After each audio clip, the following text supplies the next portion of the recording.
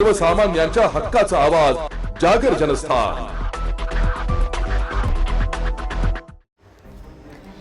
देवळा शहरात बस स्थानक परिसरात गेल्या अनेक दिवसांपासून माकडाने आपले बसस्थान बसवले।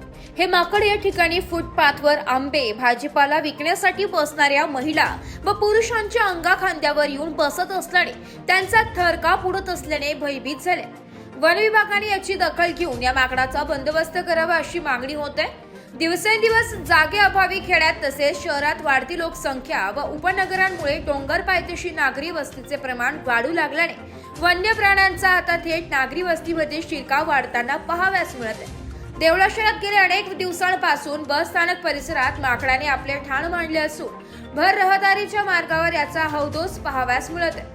चालत्या दुचाकी व चारचाकी वाहनावर जाऊन बसणे तसेच फुटपाथवर भाजीपाला तसेच अन्य साहित्य विक्रीसाठी बसत असलेल्या महिला व पुरुषांच्या अंगाखांद्यावर जाऊन बसण्याच्या प्रकाराने व्यावसायिक देखील भयभीत झाले। ठेल्यावर येताच त्यांना जागा सोडून पळ काढावा लागतो। या घटनेमुळे व्यावसायिक भयभीत झाले असून माकडाच्या हैदोस पायी भीतीने वातावरण निर्माण झाल्याने वन विभागाने याची दखल घेऊन या माकडाचा बंदोबस्त करावा अशी मागणी करण्यात आली आहे। जागर जनस्थान करिता प्रतिनिधी भूषण जैन, देवळा।